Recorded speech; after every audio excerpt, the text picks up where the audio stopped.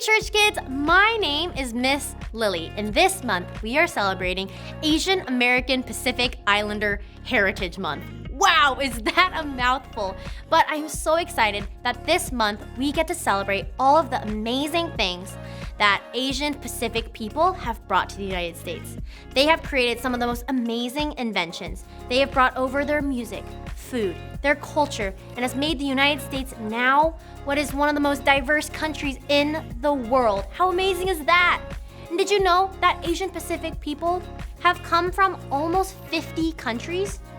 And they speak over 100 dialects and languages. That's so many languages.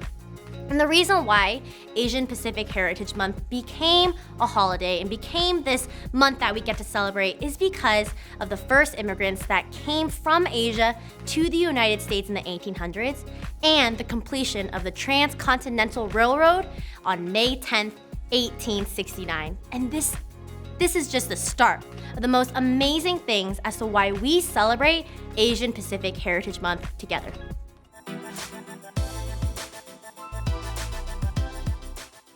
Hey Church Kids, it is so good to see all of you. How have you been? How you doing? What's new in your life? You guys look great. Well, if you don't know me, my name is Miss Lily. I'm so excited to do the story for you today. Before we get into that, it's time for Question of the Week. The question of the week is, have you ever been so scared to the point where you don't want to do something? Has it been the first day of school? Maybe you're nervous who's in your class. Or maybe it's the first time you rode a roller coaster and you did something that was really scary. Church Kids, when I was about your age, I went on a family vacation to Hawaii. I was so excited because, of course, Hawaii. Sunshine, warm, sandy beaches. I got to make my favorite thing on earth, sand castles. Well, we were at the beach one day, and my dad thought it was the best idea ever to rent some boogie boards, which is my idea of surfing, but it's like totally not like surfing.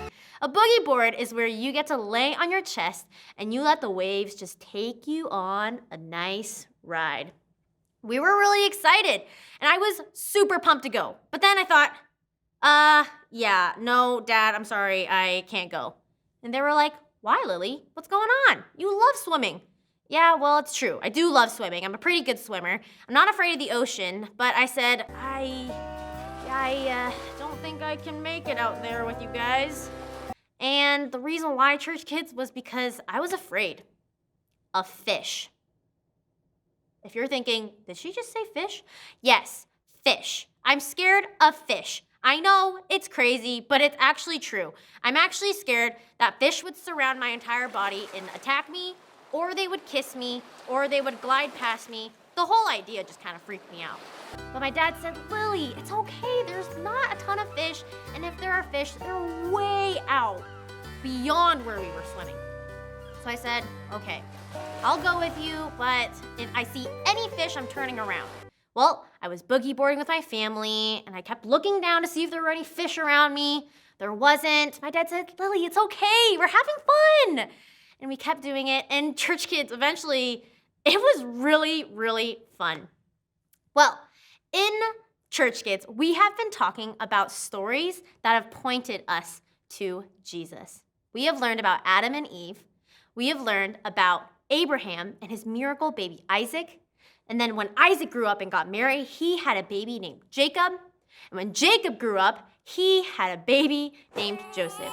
And then basically from that point on, they had this huge family, and they were living in Egypt. Church Kids, that's where our story starts, in Egypt. Many years later, there was a king. And kings in Egypt, they were called pharaohs. Well, the pharaoh actually hated God's people, the Israelites. So he made a rule that if any Israelites had a baby girl, it would be okay. But if there were any baby boys, they would be killed. And Church Kids, in Exodus 2:1-3, it says, about this time, a man and woman from the tribe of Levi got married. The woman became pregnant and gave birth to a son. She saw that he was a special baby and kept him hidden for 3 months. But when she could no longer hide him, she got a basket made of papyrus, reeds, and waterproofed it with tar and pitch. She put the baby in the basket and laid it among the reeds along the bank of the Nile River. Church kids, they had a baby, and that baby's name was Moses. They were so scared that they had their baby boy hidden for 3 months. That's a long time to hide a baby. That she did the only thing that would save her baby. She put him in a basket and sailed him along the Nile River. She was so scared, church kids, but she had to trust that God had a plan for her baby and that her baby would be okay. So we have a baby, little baby Moses, riding in the basket along the Nile when someone sees him. Guess who it was? It was the Pharaoh's daughter. So Moses just went from a baby boy, almost about to be killed if someone found him, to now a baby in the king's family. Well, he grew up in the king's family, and years later, Moses saw an Egyptian soldier being horribly rude to one of Moses' people that Moses got so angry, he actually ended up killing this Egyptian soldier. He felt horrible, he didn't know what to do, so he ran for his life into the wild. And when he ran into the wild, then years pass, he's now left Egypt and his family. He is on a mountain watching sheep, living his new life. But back in Egypt, nothing's changed. Israelite people had become slaves, and it broke God's heart. So Moses was watching the sheep. God knew that in the back of his head, he had to do something. He had to talk to Moses.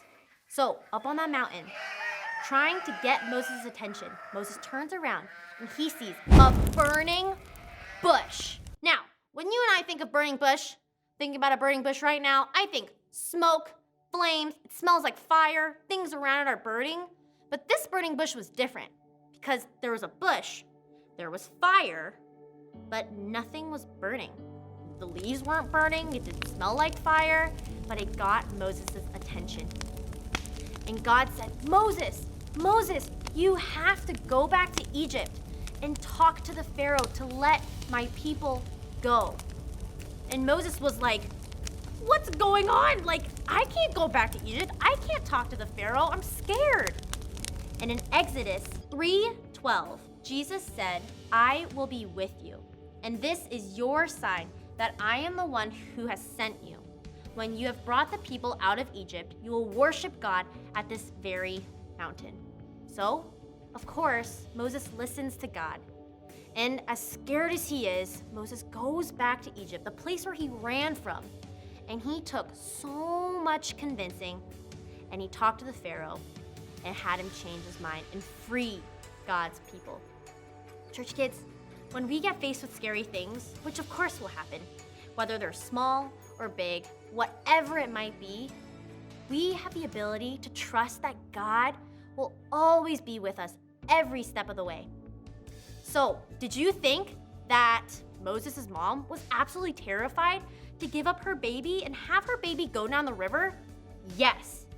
Do you think that Moses was scared to talk to the Pharaoh after he had left for so many years? Absolutely. But they have something in common. They trusted in God, that God would take them every step of the way. So the next time you feel scared, whatever it might be, trust that God is right there with you because God loves you. He's our best friend forever, and he will always be by your side.